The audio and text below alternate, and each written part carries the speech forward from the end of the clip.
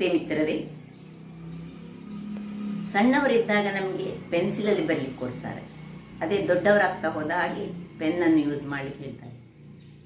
ಹಿರಿಯರ ಈ ಅರ್ಥ ಏನೆಂದರೆ, ಸಣ್ಣವರಿದ್ದಾಗ ನಾವು ಮಾಡಿದ ತಪ್ಪುಗಳನ್ನು ಅದನ್ನು ತಿದ್ದಿ ಸರಿ ಮಾಡಬಹುದು. ಅದೇ ದೊಡ್ಡವರಾದಾಗ ತಪ್ಪುಗಳನ್ನು ತಿದ್ದಲು ಸಾಧ್ಯವಿಲ್ಲ ಅಂದರೆ ತಪ್ಪುಗಳನ್ನು ಮಾಡುವ ಮೊದಲೇ ನಾವು ಆಲೋಚನೆ ಮಾಡಿ ಯಾವುದೇ ಒಂದು ಕೆಲಸವನ್ನು ಮಾಡಬೇಕು ಎಂಬುದರ ಅರ್ಥ. ಇವತ್ತು ನಾನು ಒಂದು ಸಾತ್ವಿಕ ಆಹಾರವಾದ ಹೆಸರು ಬೇಳೆಯಿಂದ ಉಸುಲಿಯನ್ನು ಮಾಡಿದ್ದೇನೆ. ನಾವು ಕರಾವಳಿಗರು ಹೆಚ್ಚಾಗಿ ಇದನ್ನು ಮಾಡ್ತಾ ಇರ್ತೇವೆ. ನಮ್ಮ ದೇವಸ್ಥಾನಗಳಲ್ಲಿಯೂ ಸಹ ಇದನ್ನು ಹೆಚ್ಚಾಗಿ ಪ್ರಸಾದ ರೂಪವಾಗಿಯೂ ಕೊಡ್ತಾರೆ.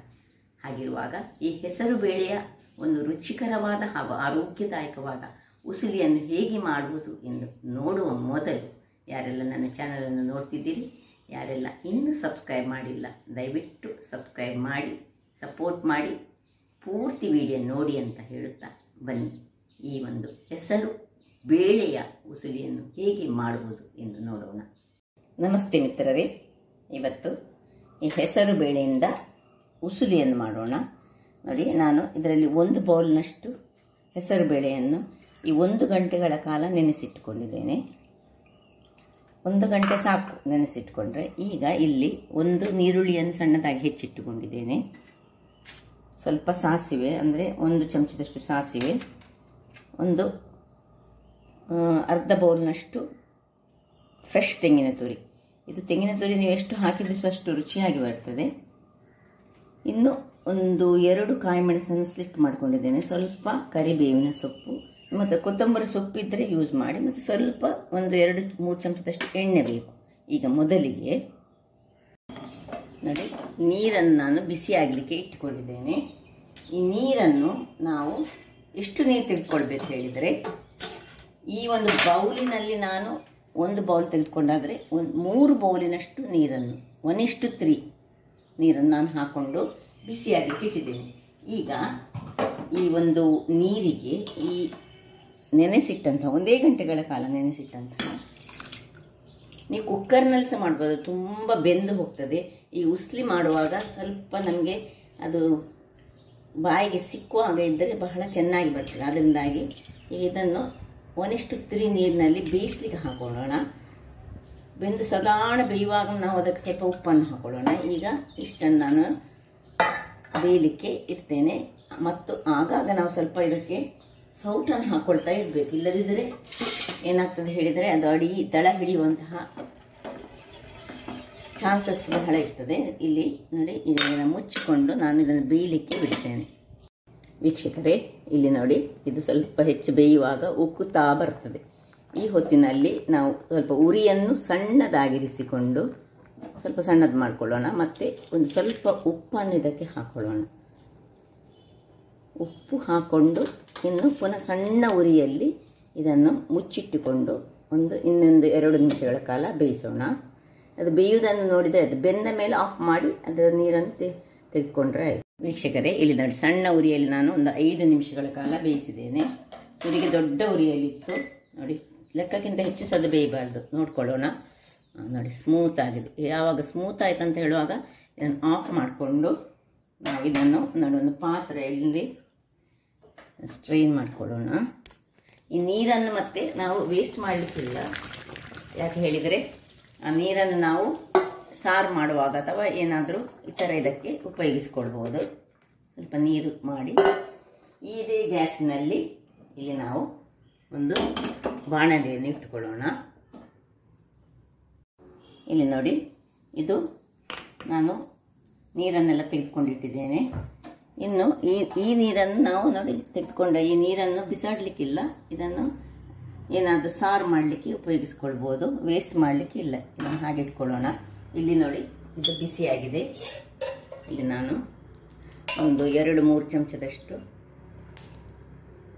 ಎಣ್ಣೆಯನ್ನು ಹಾಕೊಳ್ತಿದ್ದೇನೆ. ನೀವು ಯಾವ ಎಣ್ಣೆಯನ್ನು ಸಹ ಹಾಕೊಳ್ಬೋದು. ಈಗ ಸ್ವಲ್ಪ ಸಾಸಿವೆ ಸಿಡಿಯುವಾಗ ಕರಿಬೇವಿನ ಸೊಪ್ಪು, ಸ್ಲಿಟ್ ಮಾಡಿದಂತಹ ಕಾಯಿ ಮೆಣಸು, ಇಲ್ಲಿ ನೀವು ಬೇಕಿದ್ರೆ ಕೆಂಪು ಮೆಣಸು ಹಾಕೊಳ್ಬೋದು. ಇನ್ನು ನೀರುಳ್ಳಿಯನ್ನು ಹಾಕೊಳ್ಳೋಣ. ಒಂದು ನೀರುಳ್ಳಿಯನ್ನು ಕಟ್ ಮಾಡಿ ನಾನು ಹಾಕೊಳ್ತಿದ್ದೇನೆ.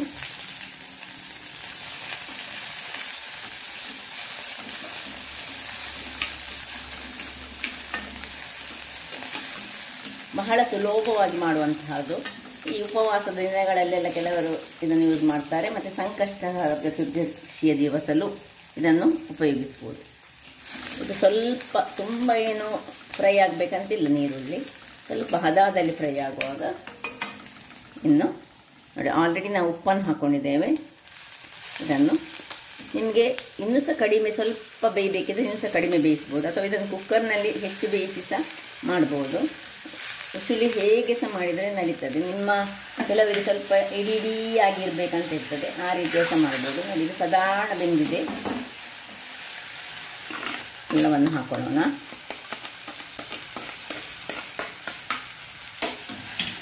ಬೇಕಿದ್ರೆ ಉಪ್ಪು ಈಗ ಸಹ ಹಾಕೊಳ್ಬೋದು ನಿಮ್ಮ ರುಚಿಗೆ ಅನುಗುಣವಾಗಿ. ಇಲ್ಲಿ ಕೆಲವರು ಸ್ವಲ್ಪ ಸಕ್ಕರೆ ಅಥವಾ ಬೆಲ್ಲವನ್ನು ಹಾಕೊಳ್ತಾರೆ, ಬೇಕಿದ್ರೆ ಹಾಕೊಳ್ಬೋದು.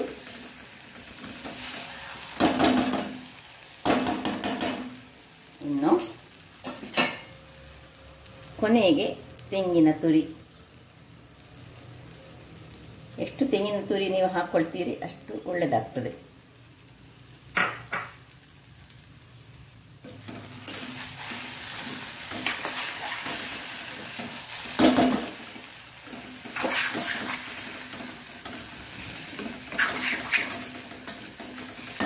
ಇದು ಹೆಚ್ಚಿಲ್ಲ, ಇದು ಆಲ್ರೆಡಿ ಬೆಂದದಲ್ಲ. ಇದನ್ನು ಜಸ್ಟ್ ಡ್ರೈ ಆಗಿ ಇನ್ನು ಮೇಲಿನಿಂದ ಸ್ವಲ್ಪ ಕೊತ್ತಂಬರಿ ಸೊಪ್ಪನ್ನು ಹಾಕೊಳ್ಳೋಣ. ಇದೆಲ್ಲ ಕೊನೆಗೆ ಹಾಕ್ಕೊಳ್ಬೇಕು, ಕೊತ್ತಂಬರಿ ಸೊಪ್ಪು ಮತ್ತು ತೆಂಗಿನ ತುರಿಯ ಫ್ಲೇವರ್ ನಮಗೆ ಲಾಸ್ಟಲ್ಲಿ ಸಿಕ್ಕಬೇಕು. ಅದರಿಂದಾಗಿ ತೆಂಗಿನ ತುರಿ ಹಾಕಿದ ಮೇಲೆ ಹೆಚ್ಚು ಬೇಯಿಸಲಿಕ್ಕಿಲ್ಲ. ಆಯಿತು, ರೆಡಿ ಆಯಿತಲ್ಲ, ನಮ್ಮ ಉಸುಳಿ ರೆಡಿ ಆಯಿತು. ವೀಕ್ಷಕರೇ, ಈಗ ಸರ್ವ್ ಮಾಡೋಣ. ನೋಡಿ ಹೀಗೆ ಬಂದಿದೆ ನೋಡಿ. ನೀವು ಬೇಯಿಸುವಾಗ ನಿಮಗೆ ಇನ್ನೂ ಸಹ ಕಡಿಮೆ ಬೇಯಿಸಬೇಕಂತ ಇದ್ದರೆ, ನಮ್ಮಲ್ಲಿ ನಾವು ತುಂಬ ಹೆಚ್ಚು ಬೇಯಿಸಿಯೇ ತಿನ್ನುವುದು. ಯಾಕೆ ಹೇಳಿದರೆ ಇದು ಆರೋಗ್ಯಕ್ಕೆ ಸಹ ಉತ್ತಮ, ಮತ್ತು ಈ ಕಾನ್ಸ್ಟಿಪೇಷನ್ ಪ್ರಾಬ್ಲಮ್ ಅಂದರೆ ಮಲಬದ್ಧತೆಯ ಪ್ರಾಬ್ಲಮ್ ಎಲ್ಲ ಇದ್ದರೆ ಇಂಥದ್ದು ಸರಿಯಾಗಿ ಬೇಯಿಸಿ ತಿಂದರೆ ಬಹಳ ಉತ್ತಮ. ಸೊ ಇವತ್ತು ಈ ಉಸುಳಿ ನಾವು ಮಂಗಳೂರಿನಲ್ಲಿ ಹೆಚ್ಚಾಗಿ ಮಾಡ್ತೇವೆ. ಹೆಚ್ಚಾಗಿ ದೇವಸ್ಥಾನಗಳಲ್ಲಿ ಸಹ ಇದನ್ನು ನಾವು ತಿಂತೇವೆ, ಅಥವಾ ಹೀಗೆ ನಮಗೆ ಮನೆಗಳಲ್ಲಿ ಬೇಕಿದ್ದಾಗ ನಾವು ಮಾಡಿಕೊಂಡು ತಿನ್ಬೋದು. ಆರೋಗ್ಯಕ್ಕೆ ಉತ್ತಮವಾಗಿರುವ ಈ ಹೆಸರು ಕಾಳಿನ ಉಸುಳಿಯನ್ನು ಹೇಗೆ ಮಾಡುವುದೆಂದು ತೋರಿಸಿಕೊಟ್ಟಿದ್ದೇನೆ. ಹಾಗಾದರೆ ನನ್ನ ಕುಕಿಂಗ್ ಚಾನಲ್ ನಿಮಗೆ ಇಷ್ಟ ಆದರೆ ಬೋಳೂರು ಸುವರ್ಣ ಚಾನಲನ್ನು ಲೈಕ್ ಮಾಡಿ, ಶೇರ್ ಮಾಡಿ ಹಾಗೂ ಸಬ್ಸ್ಕ್ರೈಬ್ ಮಾಡಿ, ಹಾಗೂ ನನ್ನ ಇನ್ಸ್ಟಾಗ್ರಾಮ್ ಪೇಜನ್ನು ಫಾಲೋ ಮಾಡಿ. ಧನ್ಯವಾದಗಳು.